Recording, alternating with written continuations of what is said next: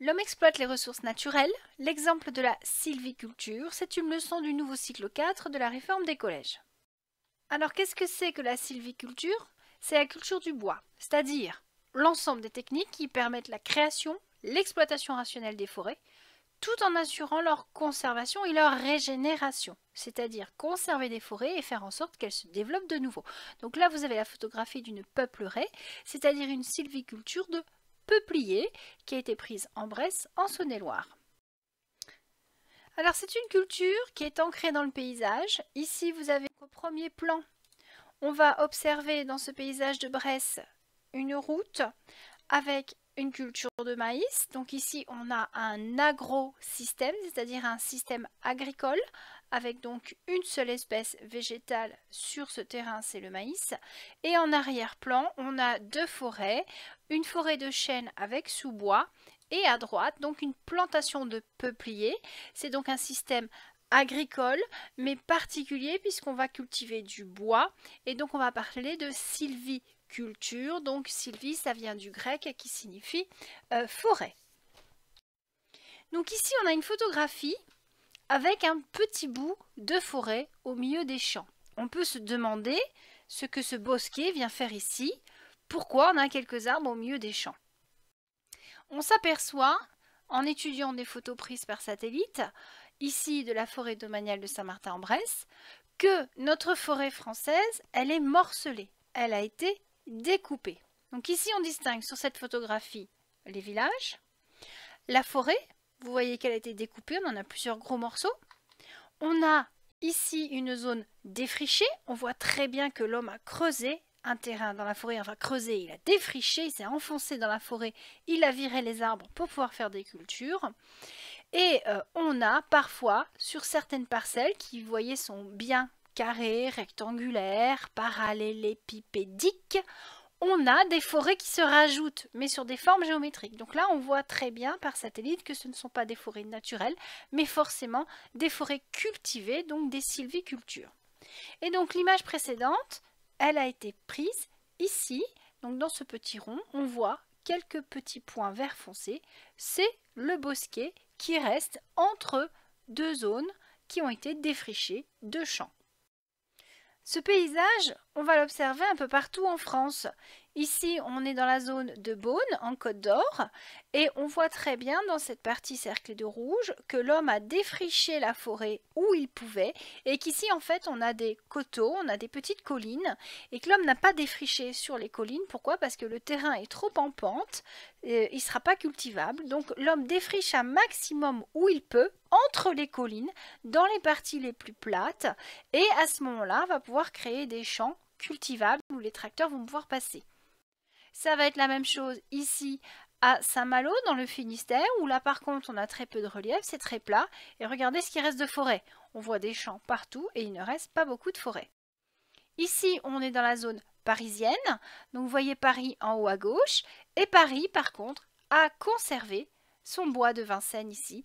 Alors on a d'autres petits bois à l'intérieur de Paris comme le bois de Boulogne, le bois de Vincennes. Donc Paris a su conserver des morceaux de forêt mais qui sont pas sauvages, elles sont entretenues par l'homme. Sur le reste de la photographie, on voit très bien que la forêt a été morcelée, défrichée de manière géométrique pour créer des champs. Alors, l'évolution de la superficie boisée en France. On a une forêt qui a commencé à être exploitée à l'époque gallo-romaine.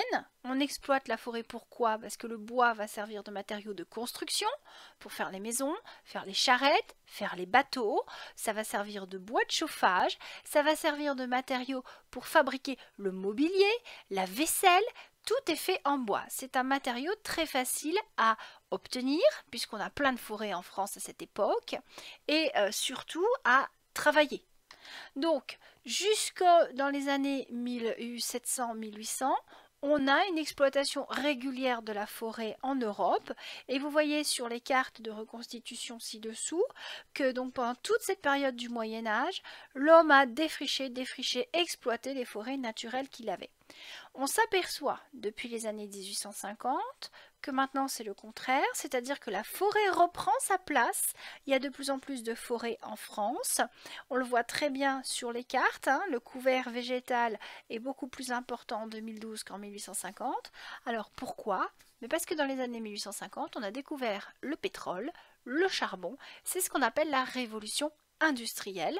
Ça, vous allez étudier en histoire géo. Donc on a découvert les énergies fossiles et on a donc cessé d'utiliser le bois comme ressource d'énergie et on a fabriqué à partir du pétrole de nouveaux matériaux comme le plastique, et toujours à partir du pétrole on a pu produire énormément d'énergie pour développer les usines et travailler par exemple le verre à grande échelle, travailler d'autres matériaux à grandes échelles qui font que le bois a été légèrement délaissé tant comme matériau de construction que comme matériau de chauffage. On se chauffe au charbon, on se chauffe au fioul, d'accord? Donc la forêt, petit à petit, on va la laisser tranquille, elle va reprendre sa place. Alors, ce paysage français n'est pas typiquement français. Regardez une vue satellite de la Chine. C'est parfaitement rectangulaire, bien aligné, il y a des champs partout, plus de forêt. L'Inde, pareil, vous voyez, on a plein de champs autour des villes. En Amazonie, alors actuellement c'est la plus grosse forêt qui existe sur la planète, on l'appelle les poumons de la planète puisque elle produit énormément d'oxygène. On vous a appris en primaire que les végétaux produisent de l'oxygène, ce qui nous permet de respirer. Bon, il n'y a pas que l'Amazonie, hein, le plus gros poumon de la planète, en fait, ce sont les algues qui se trouvent dans les océans. Mais en tout cas, au niveau terrestre, c'est une forêt immense. Et quand on regarde les photos satellites, on voit des motifs particuliers qu'on appelle des motifs en arête de poisson. Et si on va faire un zoom, on s'aperçoit qu'en fait, on a un défrichement, on a ici des parcelles de terre qui sont mises à nu le long des routes qui ont été tracées par les forestiers. Donc cette forêt est énormément exploitée. Si on regarde aux USA, par satellite, on observe des figures qui ressemblent un peu à ce qu'on voit en Amazonie, des sortes d'arêtes de poissons un peu tordues, vous allez me dire, mais on retrouve ça, et si on va faire un zoom, en fait on s'aperçoit que ce sont des routes pour construire des maisons. Donc aux États-Unis, il y a eu un défrichement énorme également. Pourquoi? Parce que forte population, il faut loger tout le monde. Alors, on va voir un exemple de sylviculture en France. Les sapins. Le Morvan, d'abord, c'est où? C'est en Bourgogne. Là, à peu près. Voilà. Vous voyez? Le Morvan, donc, c'est une région, pas administrative, mais une région de France où on cultive énormément de sapins. Alors, pourquoi? Tout ça, c'est historique. Il faut savoir, donc, que le Morvan fabrique, entre guillemets, je dis fabrique, hein, c'est cultive des sapins depuis le début du XXe siècle. Donc en fait, d'où vient le sapin? On va parler principalement du sapin de Noël, puisque la plupart des sapins de Noël que vous achetez en France proviennent du Morvan ou de l'étranger maintenant. Mais il faut savoir donc qu'au XIe siècle, le sapin était garni de pommes rouges et symbolisait l'arbre du paradis. On sait que la ville de Sélestat en Alsace vendait déjà des sapins pour son propre compte en 1521. Mais à ce moment-là, ils exploitaient les sapins qui étaient dans leur forêt naturelle dans les Vosges. Et on sait que donc le sapin a dû être cultivé. Pourquoi? Parce qu'il y a eu une demande croissante du peuple. Alors tout ça pourquoi? Parce qu'en 1738, l'arbre de Noël a été introduit à Versailles par Marie Leczinska. C'était la femme de Louis XV. Elle était d'origine polonaise. Donc elle a introduit cette tradition du sapin de Noël en France. La reine Victoria et le prince Albert en Angleterre ont fait la même chose en 1841, et de ce fait c'est rentré dans les mœurs d'avoir un sapin à Noël. Donc en 1929 à Mou en Morvan, il y a eu la culture du sapin de Noël qui a été introduite, et depuis cette culture a été développée. Pourquoi? Parce que le Morvan est un pays pauvre à l'origine. Enfin, quand je dis pays, je parle dans le langage familier, c'est-à-dire une petite région de France. C'est un pays qui à l'origine était pauvre. Il faut savoir que c'était une région qui fournissait beaucoup de nourrices pour la région de Paris. Donc une nourrice, qu'est-ce que c'est une dame qui, une fois qu'elle a eu son bébé, laisse son bébé à la ferme, à son mari et ses enfants, et part vivre à Paris pour aller allaiter les enfants des bourgeoises parisiennes qui ne voulaient pas allaiter leur bébé pour ne pas s'abîmer la poitrine. Donc c'était un pays vraiment très pauvre, au point qu'il se passe de ces femmes et que ces femmes soient obligées de migrer à Paris pour nourrir d'autres enfants, pour gagner de l'argent, pour nourrir leur famille. Donc quand on a commencé à cultiver le sapin, ça a rapporté de l'argent dans cette région et du coup beaucoup de personnes se sont mises à exploiter leurs terres qui n'étaient pas forcément cultivables pour des cultures de céréales. Il faut savoir que c'est une région avec un climat assez difficile et donc du coup la culture du sapin s'y prêtait très bien. Donc on a beaucoup développé la culture du sapin dans cette région. La sylviculture du sapin avec la forêt de chêne. Donc ici vous avez une plantation de sapin Douglas. Vous observez des arbres tous de même diamètre. Ça veut dire quoi? Qu'ils ont tous le même âge, ils ont été plantés en même temps. En plus ils sont plantés bien alignés. Au sol, qu'est-ce que vous voyez? Rien du tout. Des branchages, il faut savoir qu'il n'y a pas grand chose qui pousse sous les sapins puisque les sapins libèrent dans le sol des substances qui empêchent les autres plantes de pousser. Donc ici on a une forêt qu'on va la qualifier de stérile. Très peu d'animaux, pas d'insectes, très peu d'insectes. On va voir de temps en temps quelques chevreuils qui viennent s'y réfugier, mais pas beaucoup d'animaux. Alors que si on regarde une chênaie naturelle, là on s'aperçoit qu'on a des arbres au tronc de diamètre différent, c'est-à-dire des arbres d'âge différents. On a au sol des fougères qui poussent, des arbustes, des petites plantes, des fleurs. On va observer beaucoup d'animaux comme les chevreuils. Donc on a une grosse différence entre la sylviculture du sapin et la chênaie naturelle. Alors, cette sylviculture, comment est-ce qu'elle fonctionne?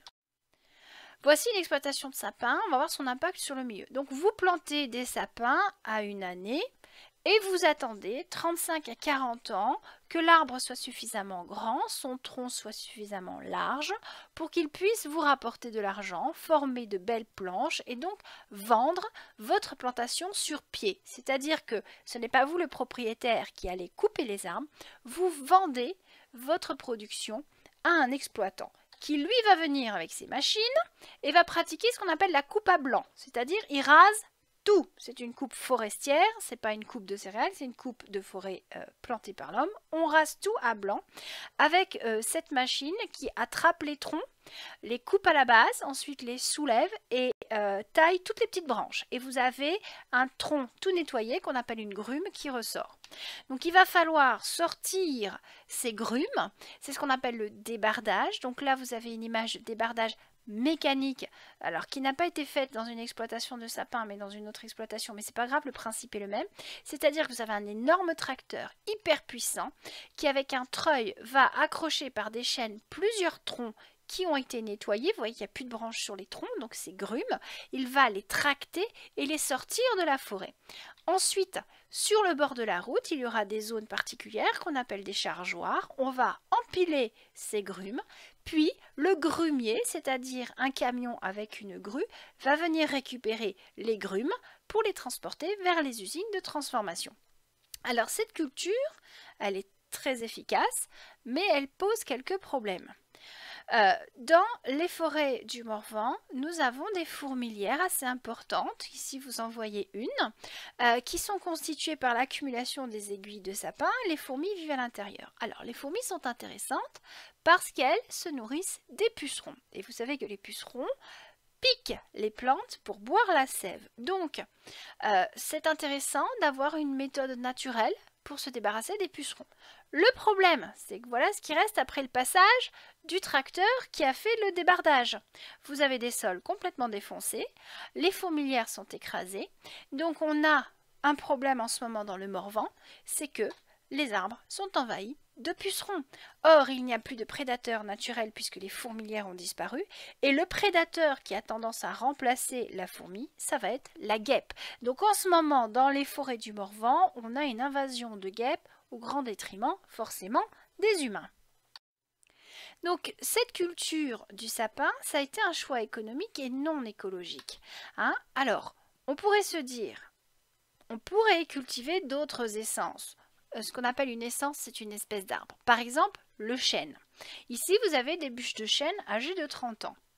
Là, vous avez une coupe de tronc de sapin Douglas.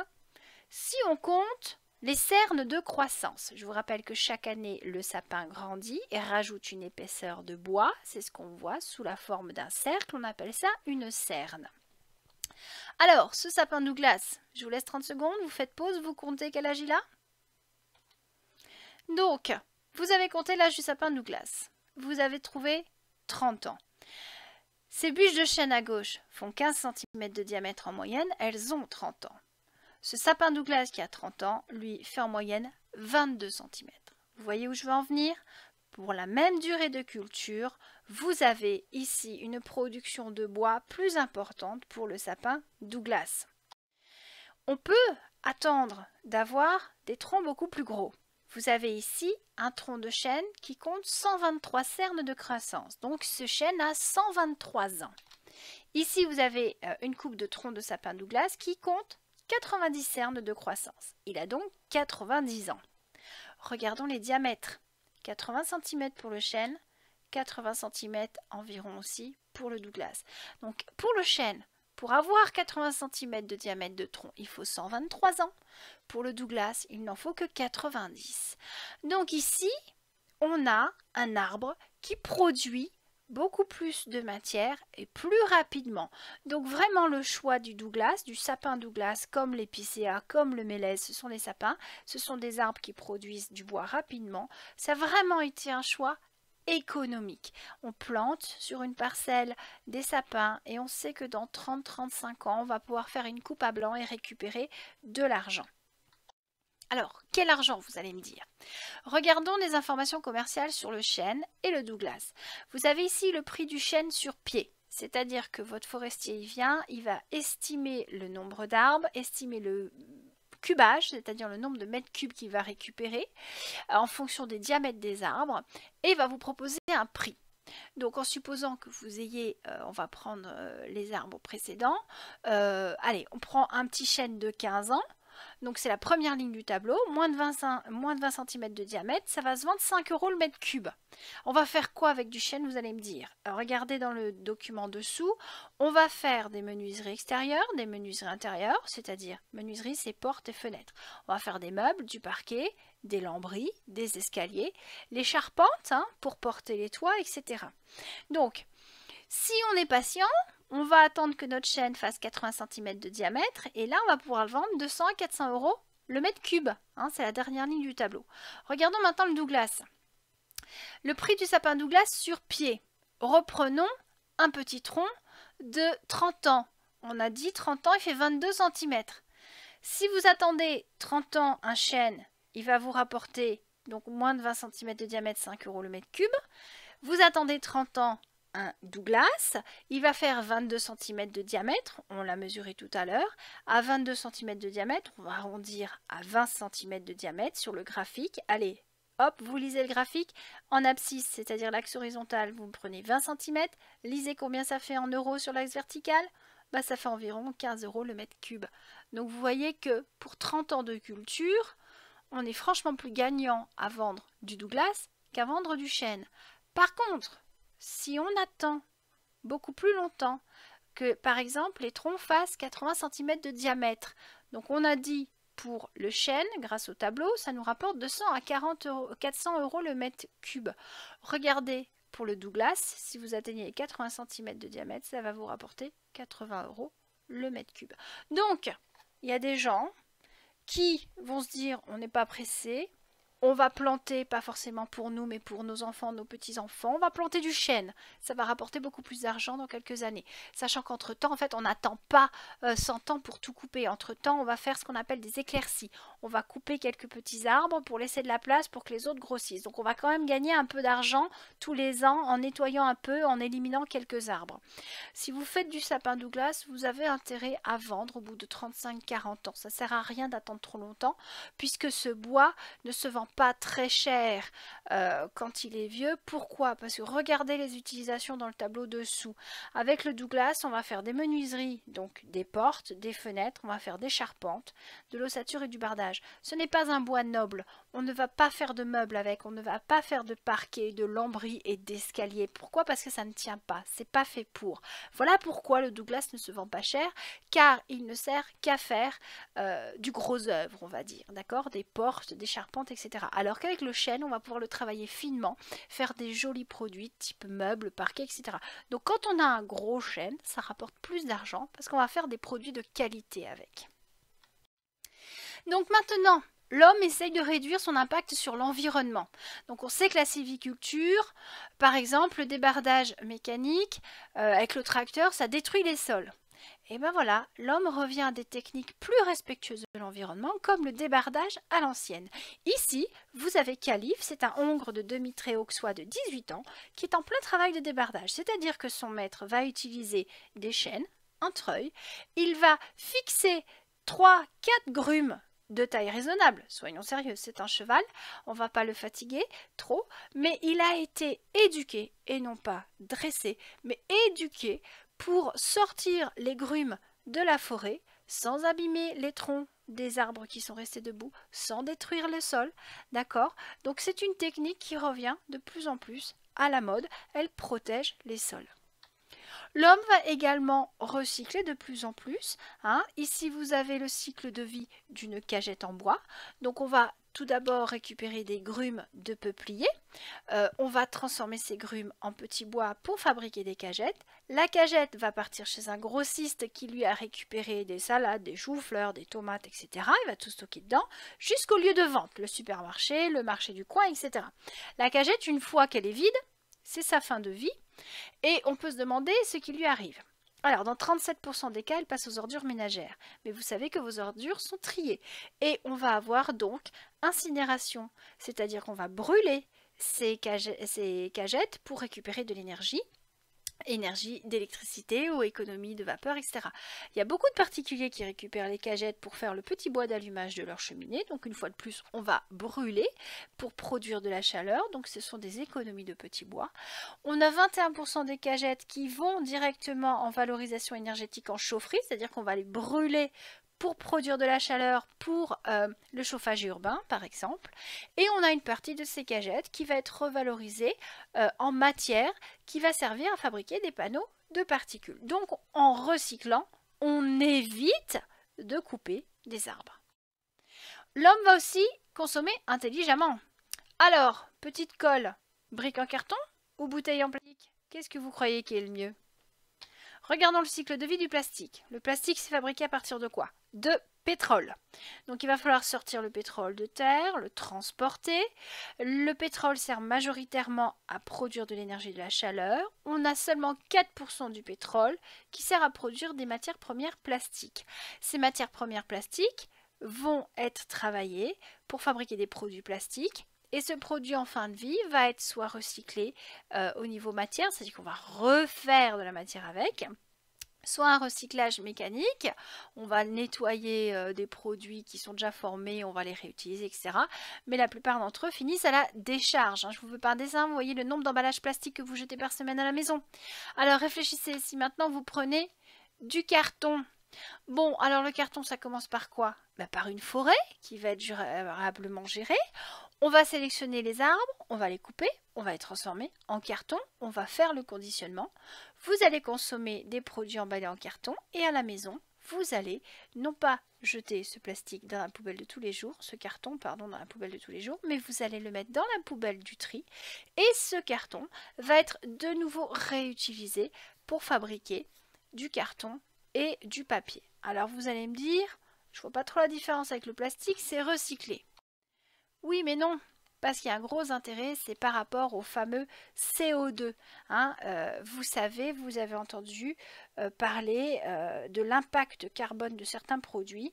Alors, vous savez que le pétrole, le charbon libère un gaz qui s'appelle le CO2 dans l'atmosphère et qui réchauffe la planète. Il faut savoir que ce CO2, il est utilisé par les plantes pour fabriquer leur matière, vous l'avez vu en 6e. Donc, si on cultive des forêts, elles vont forcément consommer le CO2 de l'atmosphère pour fabriquer du bois.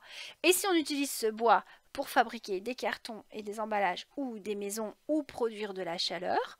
On va donc favoriser ce qu'on appelle la séquestration. On va séquestrer, c'est-à-dire qu'on va prendre de force, on va séquestrer le CO2 de l'atmosphère, on va donc baisser le CO2 de l'atmosphère, on va limiter notre réchauffement climatique. On va faire circuler le CO2 dans le bois, les produits, l'atmosphère.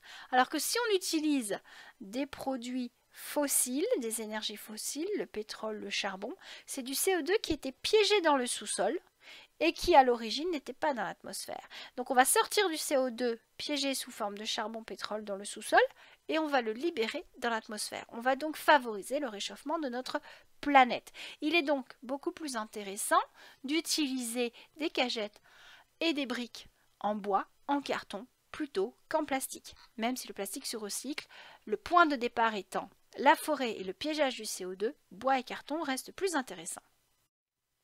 Alors, l'homme également protège, il protège ses ressources. La forêt, c'est un lieu de vie et il faut la gérer de manière durable, c'est-à-dire faire en sorte que les arbres qui sont les plus vieux soient coupés pour laisser la place aux jeunes arbres qui grandissent. On va également essayer de faire en sorte de ne pas appauvrir le sol, de ne pas appauvrir la forêt pour que les enfants de nos enfants puissent également à leur tour produire du papier et du carton. Donc il y a aujourd'hui ce qu'on appelle des certificats PEFC ou FSC, je vais y arriver. Oh, alors quand vous voyez ça sur des produits, c'est que les matériaux utilisés proviennent donc de forêts durablement gérées. Donc on a fait attention à la nature, on n'a pas pratiqué de coupe à blanc par exemple, on n'a pas tout rasé d'un coup. Donc il faut savoir que dans le monde, vous avez 264 millions d'hectares de forêts qui sont certifiés. 750 000 propriétaires qui sont adhérents du principe, 15 800 entreprises qui sont certifiées.